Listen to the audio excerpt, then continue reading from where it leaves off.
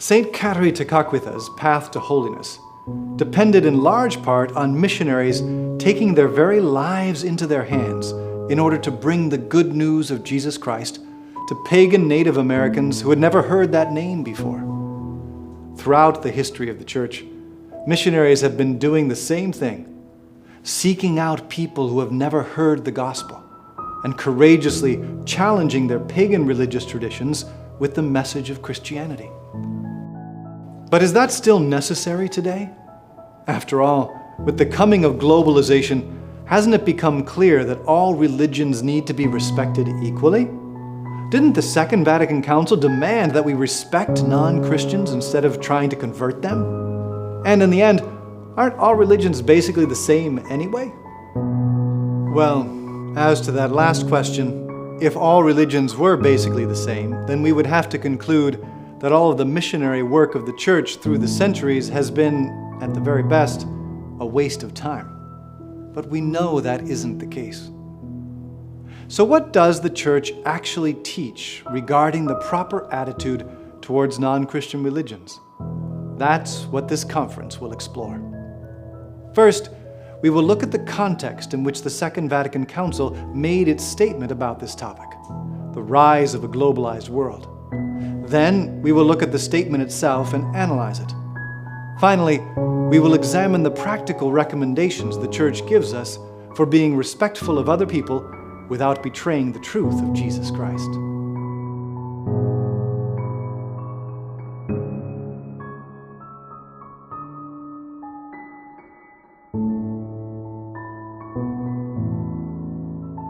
Here is how the Council's declaration on the relation of the Church to non-Christian religions, Nostra Aetate, or in our time, begins. In our time, when day by day, mankind is being drawn closer together, and the ties between different peoples are becoming stronger, the Church examines more closely her relationship to non-Christian religions. In her task of promoting unity and love among men, indeed among nations, she considers above all in this declaration what men have in common and what draws them to fellowship.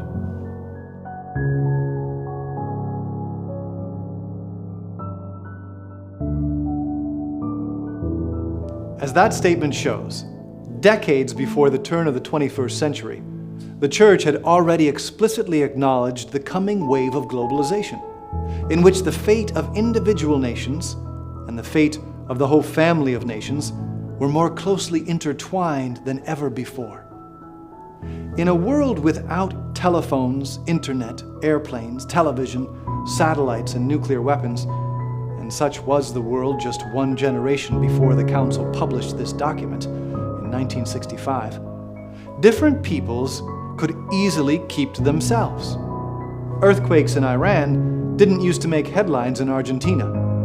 Now, however, Argentinians can watch floods in Thailand on the internet and email contributions to relief funds the very same day. The Church anticipated this change, and more than any other institution, appreciated its profound cultural implications. No longer would it be rare for Catholics to come into frequent, familiar contact with non-Christians, or vice versa. It would become an everyday occurrence. Hindus and Christians would be living in the same dorm room. Muslims would be working one office cubicle over.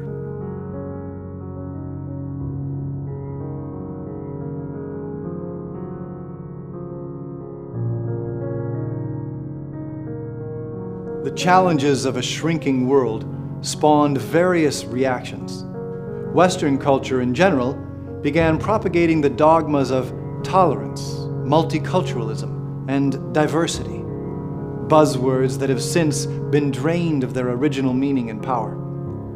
Some specific groups, small and large, resisted the change, barricading themselves inside cultural ghettos, and at times even using extreme violence to express their disdain for the inevitable process by which mankind is being drawn closer together. The Church has consistently called for a different approach, one that even many Catholics have misunderstood and consequently opposed, one based on actively engaging in the new cultural exchange, setting its agenda, and taking advantage of it. The Council reiterated the Church's task of promoting unity and love among men, indeed among nations. And to make this task more doable, Nostra Aetate set out to reflect on what men have in common and what draws them to fellowship. It was looking for some way to build bridges between different cultures and their differing religions, instead of retreating into a fearful, self-defeating fortress mentality.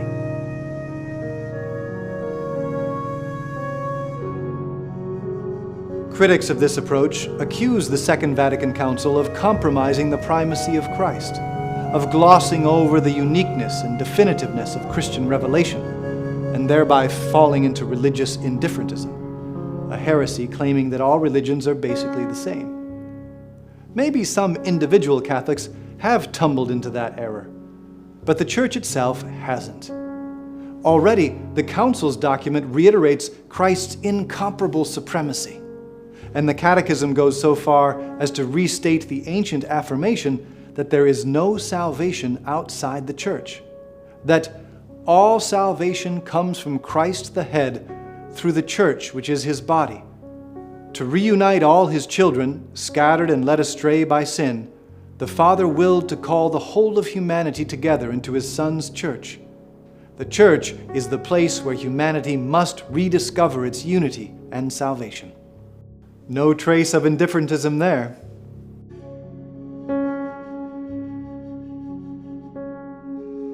In the same vein, the Council Fathers reaffirmed the Church's task of evangelizing all cultures. Although in ways known to himself, they stated, God can lead those who, through no fault of their own, are ignorant of the gospel, to that faith without which it is impossible to please him. The Church still has the obligation and also the sacred right to evangelize all men. So the Council didn't change Christian doctrine or espouse religious indifferentism, as many advocates of so-called tolerance and multiculturalism do. Rather, it highlighted what the different religions truly have in common, and proposed that as a starting place for building fruitful relationships. Relationships that can serve to help others come to know Christ. That is, after all, the ultimate goal of all interreligious exchange. Dialogue is not meant to repress evangelization. It even provided a prescription for the qualities of those relationships. They should be characterized by mutual understanding, respect, and common social action. Only this approach can preserve the rich diversity of human culture in the face of globalizing forces, while at the same time opening up new avenues of exchange and cooperation and drawing all souls closer to Christ. Catholics can't ensure that everyone in the world will follow the Council's recommendation, but they can certainly do so themselves. And if all 1.5 billion of us did so, it would have a profound impact on the global scene. But following the Council means following a narrow path, one much more difficult than the illusory quick fixes of tolerance and multiculturalism.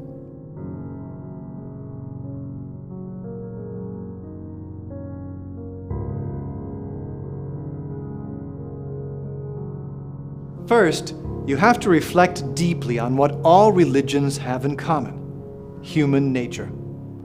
The Council Fathers put it beautifully when they wrote, "One is the community of all peoples, one their origin. For God made the whole human race to live over the face of the earth. One also is their final goal, God. His providence, his manifestations of goodness, his saving design extend to all men." When God looks down upon the human race, he sees his beloved children, scattered and divided by sin, some of whom have found their way back to their Father's house in the Church, but most of whom are still estranged from him, wandering in the darkness of ignorance and selfishness like sheep who have gone far astray.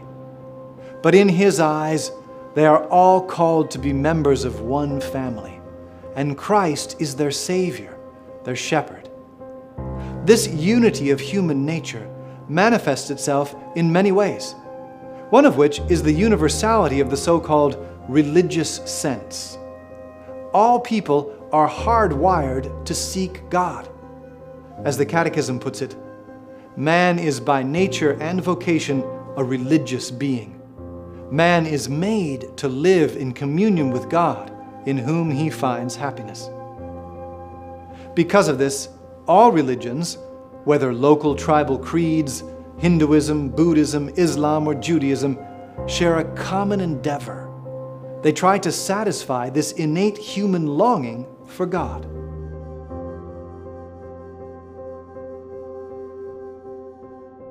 Nostra Aetate expresses this by pointing out the basic questions that all religious doctrines try to answer, the same questions that resound in the depths of the human spirit. Men expect from the various religions answers to the unsolved riddles of the human condition, which today, even as in former times, deeply stir the hearts of men. What is man? What is the meaning, the aim of our life? What is moral good? What sin? Whence suffering, and what purpose does it serve? Which is the road to true happiness? What are death, judgment, and retribution after death? What, finally, is that ultimate, inexpressible mystery which encompasses our existence? Whence do we come, and where are we going? These are the questions that all religions try to answer, and few questions go deeper into the human heart. And this commonality is why, at first glance, some people mistakenly think that all religions are basically the same.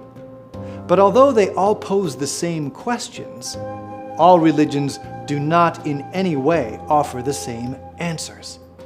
And that is why all religions are definitely not the same.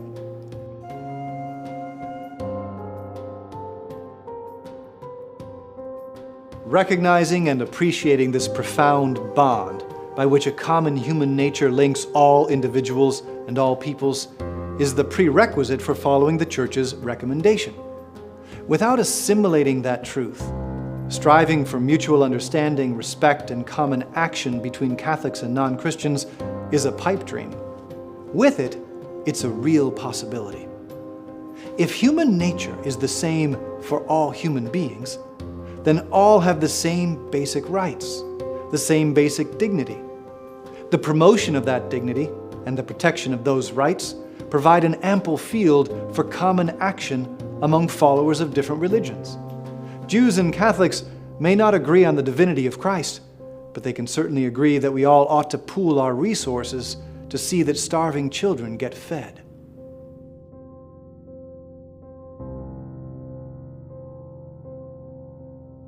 Similarly, true respect for other religions has to start from understanding the nature of religion and the deep religious yearning of the human soul. The Catechism explains that the Catholic Church recognizes in other religions that search among shadows and images for the God who is unknown yet near, since He gives life and breath to all things and wants all men to be saved. Thus, the Church considers all goodness and truth found in these religions as a preparation for the gospel, and given by Him who enlightens all men that they may at length have life. The religious yearning of the human heart is too sacred a thing to be easily dismissed or belittled, and that is why all authentic religions need to be respected. This profound respect enables mature Catholics to honestly recognize and admit the limits and errors present in the many forms of human religious behavior. A superficial doctrine of multiculturalism, which implicitly demeans the real differences between cultures and religions, cannot admit negative characteristics. The Catholic, on the other hand, is able to affirm with the Council Fathers, very often, deceived by the evil one, men have become vain in their reasonings and have exchanged the truth of God for a lie and served the creature rather than the Creator. Or else, living and dying in this world without God, they are exposed to the ultimate despair. The Catholic is not afraid to try and convince the natives of Fiji that cannibalism is contrary to true religion. The dogmatic multiculturalist wouldn't dare.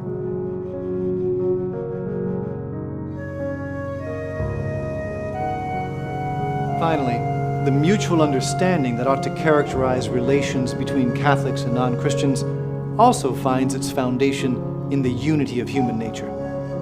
Each human heart longs for transcendence, for lasting happiness. Each religion claims to offer a different path to the fulfillment of that desire. This is the starting place for authentic dialogue. It presupposes that individuals understand thoroughly the tenets of their own faith, not only by study, but most especially by a concerted, heartfelt effort to live it out. Without understanding your own faith, you will have nothing to offer others, and you run the risk of being seduced by half-truths found in other religions. That's the first step towards mutual understanding. The second consists in the sincere effort to understand others' beliefs deeply, without fear.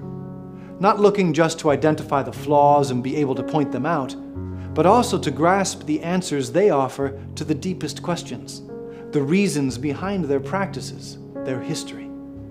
The greatest chapters in the history of evangelization demonstrate the effectiveness of striving for mutual understanding.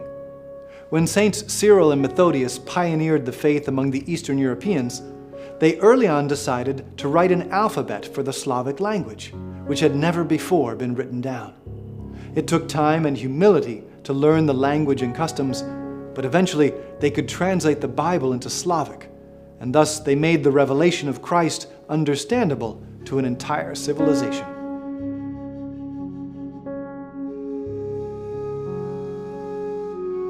The fragile dogma of tolerance avoids this kind of deep exchange.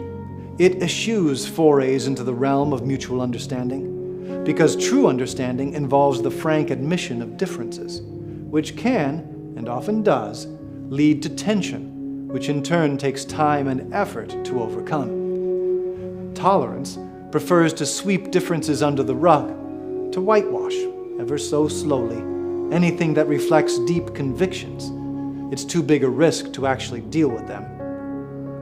The Council Fathers saw globalization happening long before it became a buzzword, and they offered Catholics a way to approach it, a way to assure that the emerging global culture wouldn't be reduced to economic and political expediency, but would reflect the richness of the human spirit and irrigate the seeds of truth in other religions with the fresh, bright water of Christ's gospel. Through respect, common social action, and mutual understanding, we can be effective missionaries of a globalized culture, just as the French pioneers in North America were effective missionaries of the Iroquois culture. And that is the way to raise up for the Church and the world more saints like Ketari Tekakwitha.